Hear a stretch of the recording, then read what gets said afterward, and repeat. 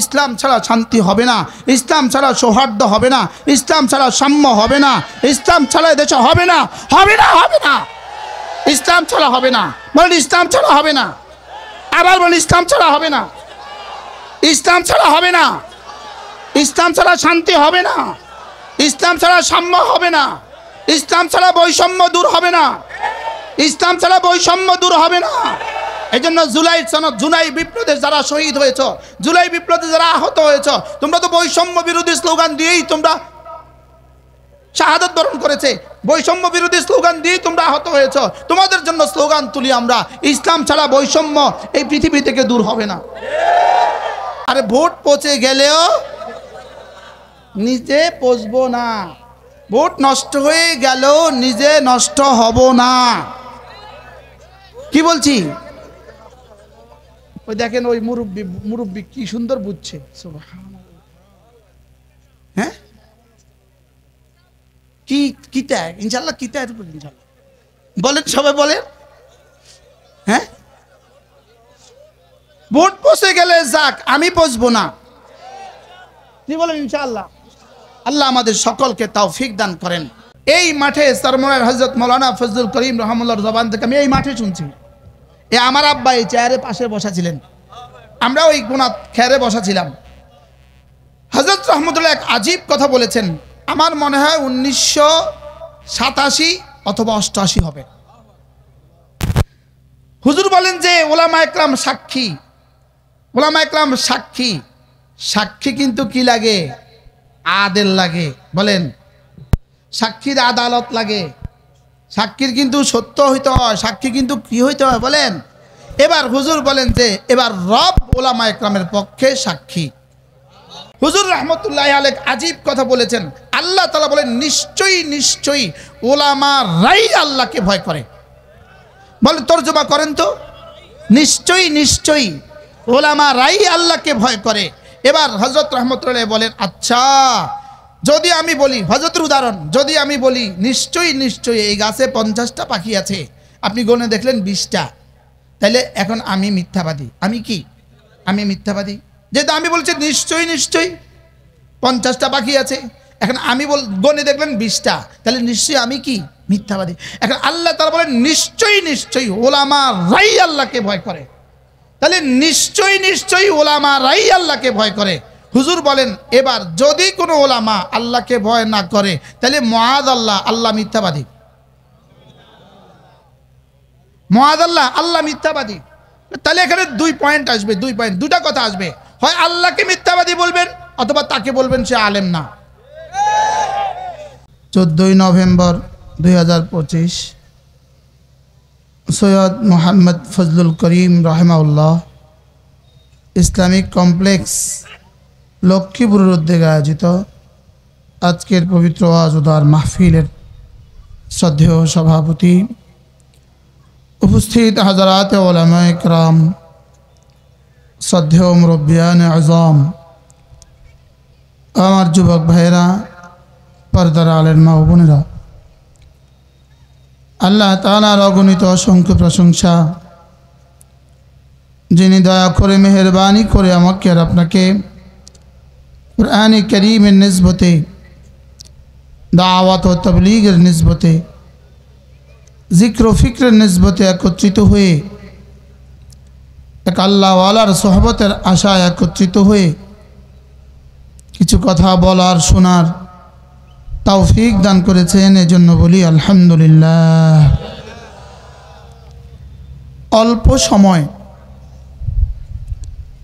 শুধুই হুকুম পালনের জন্য আমি আপনাদের সামনে কোরআনে কারীমের সূরাতুল আলার 2খানা আয়াতে কারিমা তেলাওয়াত করেছি। এই 2 আয়াতের তাফসীর প্রসঙ্গে ইমাম রাজি রাহিমাহুল্লাহ তাআলা তার বিখ্যাত তাফসীর কবীরের মধ্যে লিখেছেন, قد أفلح من تزكى وذكر اسم ربه فصلى। ইমাম রাজি রাহিমাহুল্লাহ লিখেন, এই আয়াতের তরজমা হলো ওই মানুষগুলো কামিয়াব হয়ে গেছে যারা 5 ওয়াক্ত নামাজের ইহতিমাম করে এবং নামাজের পরে মাসনুন আদিয়াগুলোর ইহতিমাম করে। ওয়াযাকারা ইসমা রাব্বিহি ফাসাল্লার তরজমা, এই ফ্যানটা আমার দিক থেকে সরায় অন্য দিকে একটু দেন অথবা বন্ধ করে দেন। ওয়াযাকারা ইসমা রাব্বিহি ফাসাল্লা।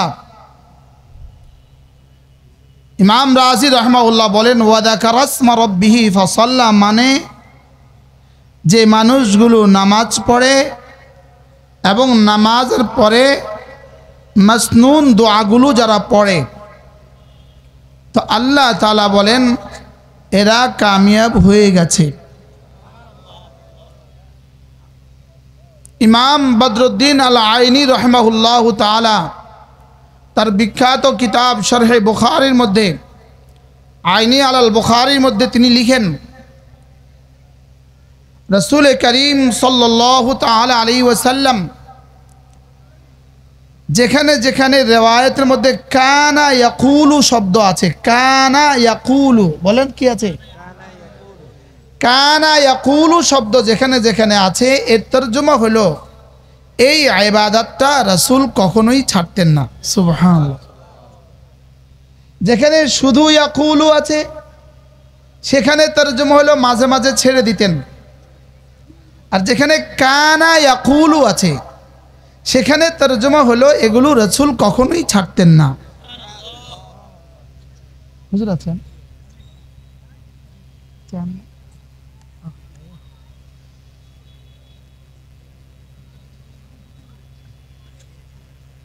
কানা ইয়াকুলু শব্দের অর্থ ছিল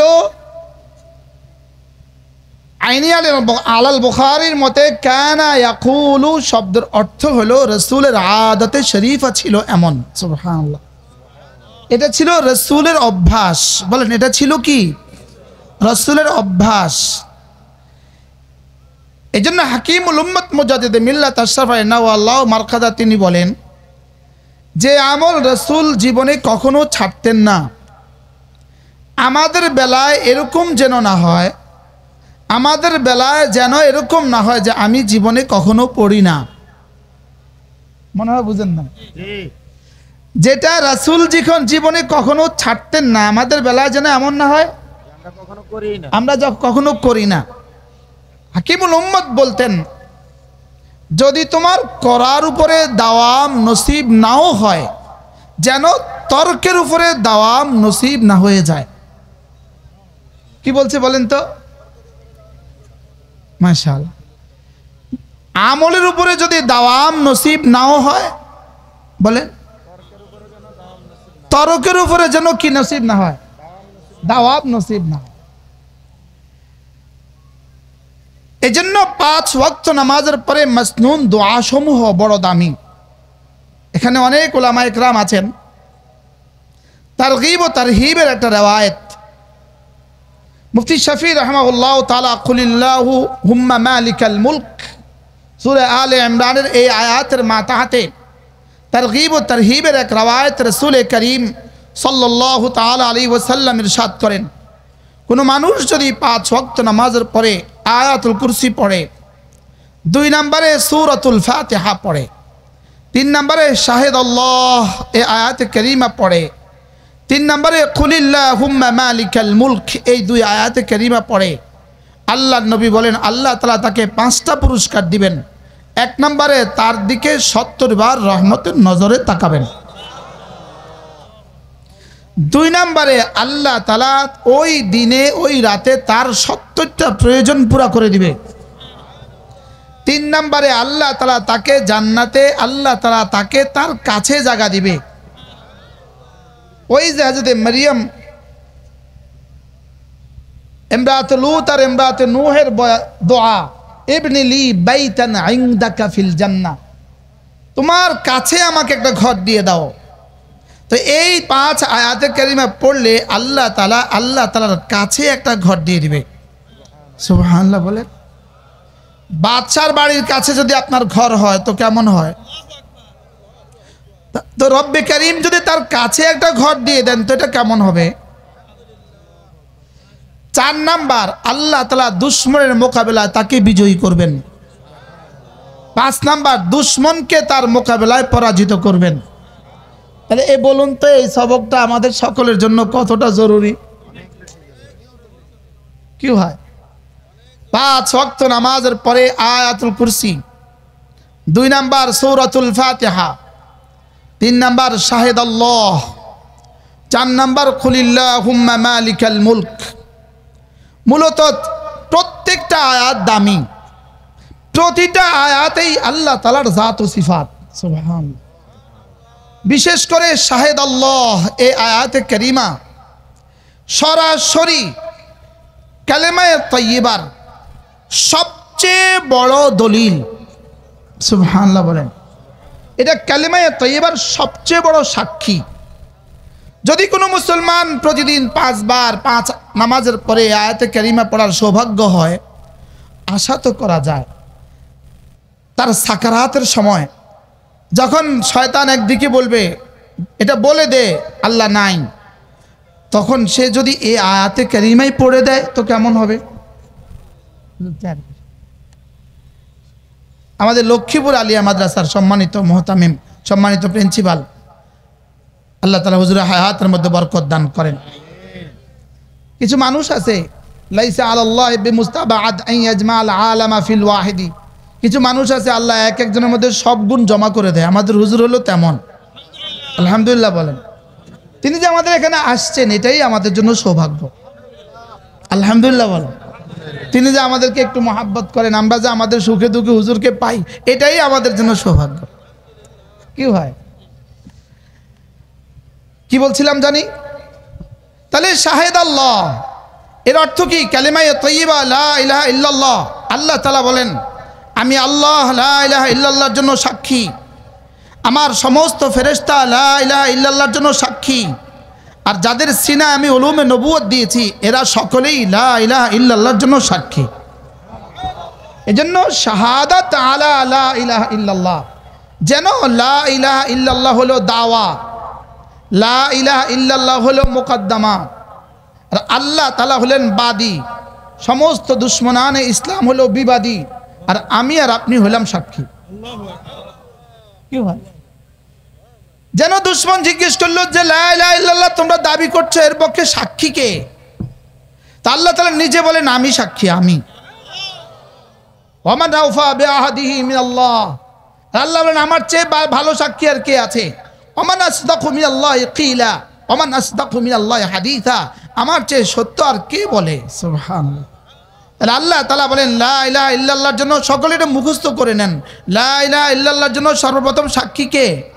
আল্লাহ সাক্ষী। বলেন কে সাক্ষী? বলেন। 2 নাম্বার, লা ইলাহা ইল্লাল্লাহর জন্য আল্লাহ তাআলা বলেন সমস্ত ফেরেশতারা সাক্ষী। তো আপনি বলবেন আমি তো সাক্ষী দেখি না, আমি তো সাক্ষী দেখি না। আর এটা শাহাদাতুশ শাই' আলা নাফসিহিল আযম আসবে, এটা শাহাদাতুশ শাই' আলা নাফসিহিল আযম আসে। নিজে নিজের বস্তুর শাহাদাত কেমনে দেয়? বাদী আবার সাক্ষী কেমনে হয়? বুঝেন না? বাদী আবার সাক্ষী কেমনে হয়? তো ফেরেশতাকে তো দেখছি না, যাকে দেখি না সে আবার সাক্ষী কেমনে হয়? এই জন্য রব্বে কারীম বলেন ওয়া উলুল ইলমি কাইমান বিল কিসত, যাও কিয়ামত পর্যন্ত যাদের সিনে আমি উলুমে নবুয়ত দিয়েছি, ইলম দিয়েছি, এরা লা ইলাহা ইল্লাল্লাহর সাক্ষী। এবার একটা প্রশ্ন, আপনি যদি কোনো মামলার বিবাদী হন, আরেকজন বাদী হন, আরেকজন যদি বিবাদী হয়, আপনার পক্ষের 2 জন সাক্ষী আছে, এই 2 জন সাক্ষীর শুনানি করবে। জজ তারিখ দিছে আগামী 10 ডিসেম্বর শুনানির তারিখ। এবার বলুন তো দেখি ওই 2 জন সাক্ষীর যাওয়ার ভাড়া কে দিবে? বলেন না আমি দিব। বাদী বলেন আমি দিব। কে দিবে? বাদী, তিনি দিবেন। আচ্ছা দুপুরবেলা খাবার কে দিবে? বাদী বলেন আমি দিব। এবার বলুন তো দেখি আবার যাওয়ার ভাড়া কে দিবে? কেন? এটা আমার সাক্ষী, আমি দিব। আমার সাক্ষী আমি দিব। বাদী তার সাক্ষীর কি দেয়? ভাড়া দেয়, খানা দেয়। শুধু ভাড়া আর খানা দিবে না, এরপর আবার হাদিয়াও দিবে। এবার ওলামায়ে উম্মতকে আপনারা দিচ্ছেন কেন? ওলামায়ে উম্মতকে আপনারা হাদিয়া দিতে হয় এজন্য, কারণ এরা আপনাদের পক্ষে সাক্ষী। বুঝছেন কিছু? কি বুঝলেন বলেন? ওলামায়ে উম্মত আমাদের পক্ষে কি বলেন? ওলামায়ে উম্মত আমাদের পক্ষে সাক্ষী। ওলামায়ে উম্মত আমাদের পক্ষে সাক্ষী। ওলামায়ে উম্মত যদি আপনার কালেমায়ে তয়্যিবার সাক্ষী হইতে পারে, ওলামায়ে উম্মত যদি আপনার কালেমায়ে তয়্যিবার সাক্ষী হইতে পারে, তা আপনার ভোটের সাক্ষী ওলামায়ে উম্মত হইতে পারবে না কেন? বুঝলাম না, বুঝেন না কথা কি ভাই? ওলামায়ে উম্মত আমার কালেমায়ে তয়্যিবার সাক্ষী। এরা আছে বলেই আমার ঈমান আছে, এরা আছে বলেই আমার ইসলাম আছে, এরা আছে বলেই মসজিদ আছে, এরা আছে বলেই মাদ্রাসা আছে, এরা আছে বলেই এই দেশ আছে। শুধু এরা আছে বলে এই দেশ আছে। তাহলে ওলামায়ে উম্মত আমাদের পক্ষে কি বলেন? শুধু দুনিয়াতে কালেমায়ে তয়্যিবার সাক্ষী না, আখিরাতেও সাক্ষী। আখিরাতেও কি কালেমায়ে তয়্যিবা, ওলামায়ে উম্মত কালেমায়ে তয়্যিবার সাক্ষী। এবার বলুন তো দেখি এই আয়াতে কারিমা আমাদের জন্য কতটা জরুরি? সুবহানাল্লাহ বলেন। এবার আপনি একটা প্রশ্ন করবেন, বলবো? তাহলে হুজুর আপনারা আমাদের পক্ষে সাক্ষী, আপনারা আমাদের পক্ষে কি আবার বলে? তাহলে সাক্ষী তো কি হয়? সাক্ষীর আদালত তো লাগে, আদালত ছাড়া তো সাক্ষী হয় না। সাক্ষীর মধ্যে কি লাগে বলেন? আদালত লাগে। সাক্ষীর মধ্যে কি লাগে? আদালত লাগে। সাক্ষী মিথ্যাবাদী সাক্ষী হয় না, সাক্ষীর মধ্যে আদালত লাগে। সাক্ষীর মধ্যে মিথ্যা হইতে পারবে না। আচ্ছা, সাক্ষী যদি মিথ্যা কথা কয় তো বিপরীত, তাকে কি রায় বাদীর পক্ষে দিবে বলেন? তাইলে বোঝা গেছে রব্বে কারীম বলেন, এই মাঠে আমি শুনেছি, এই মাঠে সরমনের হযরত মাওলানা ফজলুল করিম রহমাতুল্লাহর জবান থেকে আমি এই মাঠে শুনছি। আমার আব্বা এই চেয়ারের পাশে বসা ছিলেন, আমরা ওই কোনা খেয়ারে বসা ছিলাম। হযরত রহমতুল্লাহ এক আজীব কথা বলেছেন, আমার মনে হয় 1987 অথবা 88 হবে। হুজুর বলেন যে ওলামায়ে কেরাম সাক্ষী, ওলামায়ে কেরাম সাক্ষী। সাক্ষী কিন্তু কি লাগে? আদেল লাগে। বলেন, সাক্ষীর আদালত লাগে। সাক্ষীর কিন্তু সত্য হইতে হয়, সাক্ষী কিন্তু কি হইতে হয় বলেন? এবার হুজুর বলেন যে এবার রব ওলামায়ে কেরামের পক্ষে সাক্ষী, ওলামায়ে কেরামের আদালত উপরও রব সাক্ষী। সুবহানাল্লাহ বলেন। আমরা আপনাদের পক্ষে সাক্ষী, আর আমাদের পক্ষে রব সাক্ষী। আমাদের পক্ষে কে সাক্ষী বলেন? আমাদের পক্ষে রব সাক্ষী। ইন্নামা ইয়াখশাল্লাহা মিন ইবাদিহিল উলামা। এই মাঠে শুনছি আমি, এই মাঠে হয় এক মাঠে হবে না ওই মাঠে হবে, হ্যাঁ ওই মাঠে হবে, ওই মাঠে মসজিদের মাঠে, সামাদের ওই মাঠে হুজুর রহমতুল্লাহি আলাইহি আজীব কথা বলেছেন। আল্লাহ তাআলা বলেন, নিশ্চয়ই উলামারাই আল্লাহকে ভয় করে। বলে তরজমা করেন তো, নিশ্চয়ই উলামারাই আল্লাহকে ভয় করে। এবার হযরত রহমতুল্লাহ বলেন, আচ্ছা যদি আমি বলি, হযরতের উদাহরণ, যদি আমি বলি নিশ্চয়ই এই গাছে 50টা পাখি আছে, আপনি গণে দেখলেন 20টা, তাহলে এখন আমি মিথ্যাবাদী। আমি কি? আমি মিথ্যাবাদী। যেহেতু আমি বলছি নিশ্চয়ই 50টা পাখি আছে, এখন আমি গণে দেখলেন 20টা, তাহলে নিশ্চয়ই আমি কি? মিথ্যাবাদী। এখন আল্লাহ তাআলা বলেন নিশ্চয়ই উলামারাই আল্লাহকে ভয় করে। তাহলে নিশ্চয়ই উলামারাই আল্লাহকে ভয় করে। হুজুর বলেন, এবার যদি কোনো উলামা আল্লাহকে ভয় না করে, তাহলে মুআযাল্লাহ আল্লাহ মিথ্যাবাদী। মুআযাল্লাহ আল্লাহ মিথ্যাবাদী। তাহলে এখানে 2 পয়েন্ট আসবে, 2 পয়েন্ট, 2টা কথা আসবে। হয় আল্লাহকে মিথ্যাবাদী বলবেন, অথবা তাকে বলবেন সে আলেম না।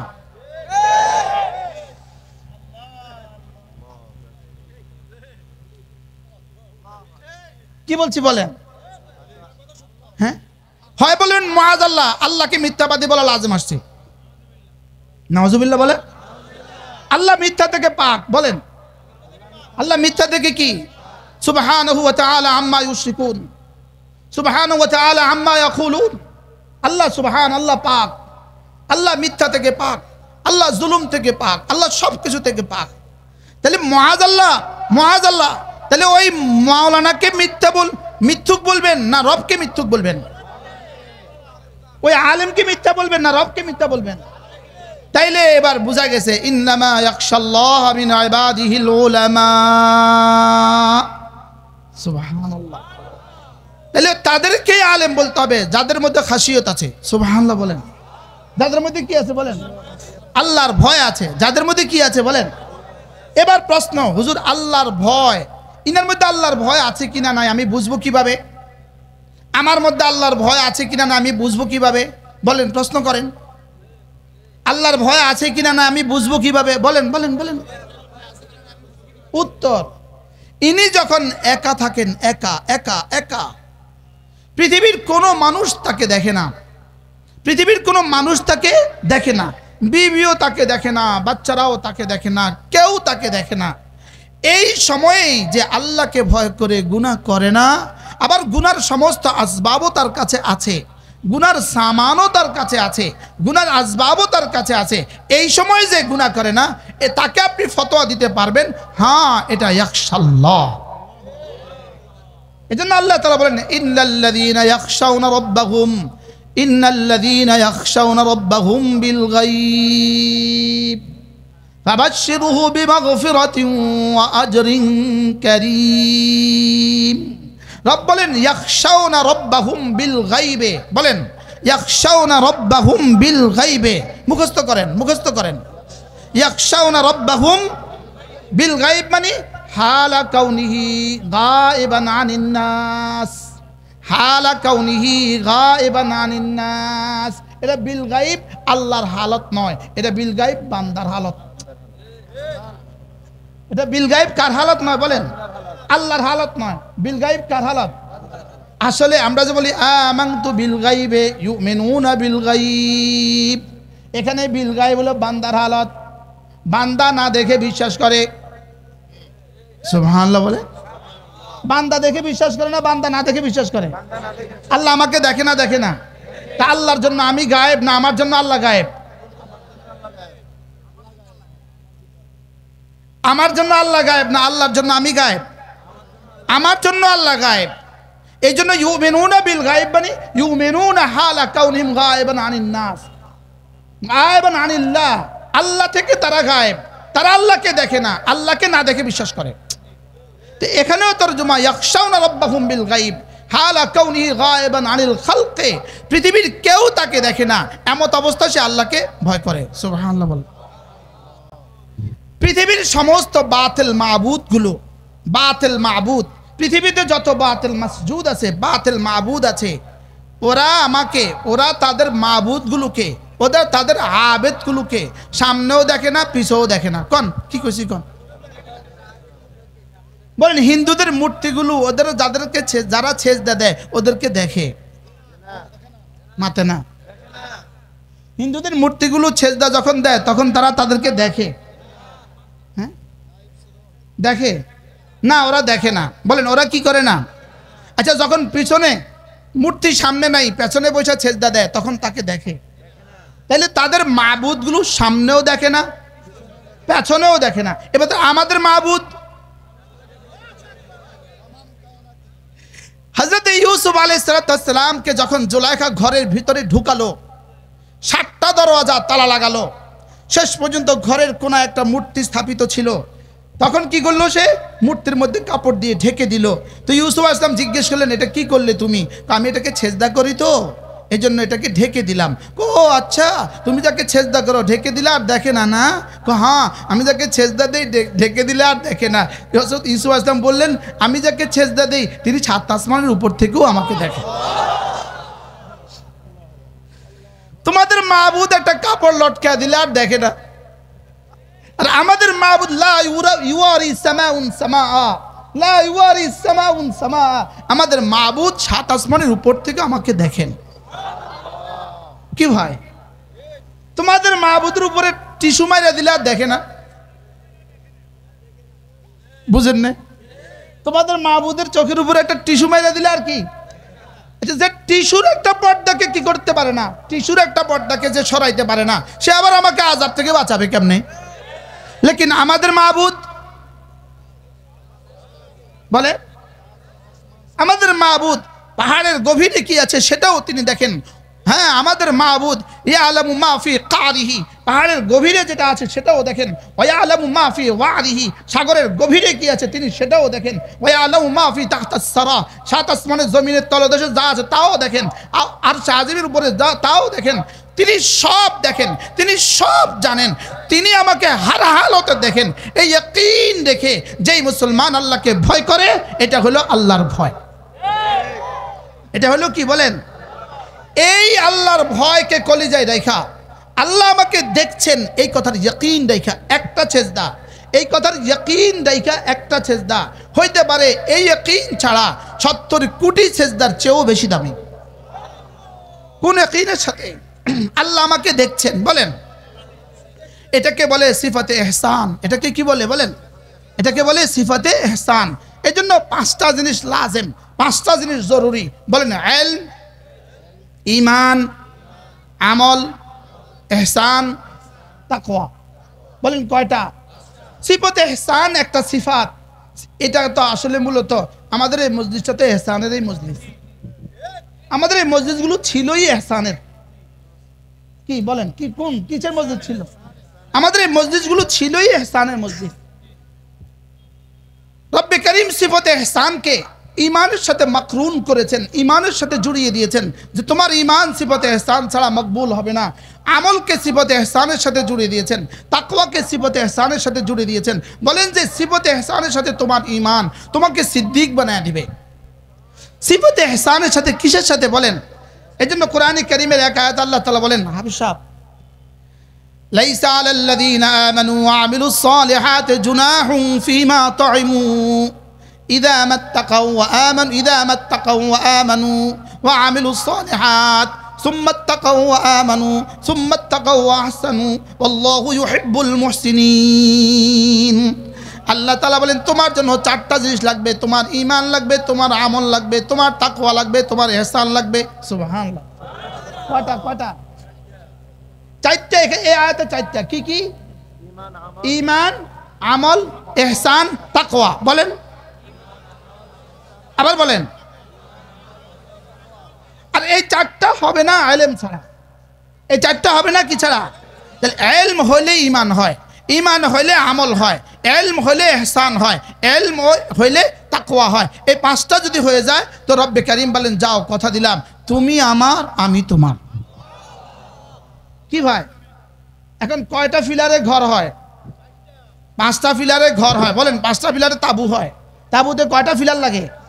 5টা। তাবুতে কয়টা ফিলার লাগে? তাবু চারদিকে 4টা আছে, মধ্যখানেটা নাই, এই তাবু হবে। তাহলে এখানেও 5টা লাগবে। থাক আমি শেষ।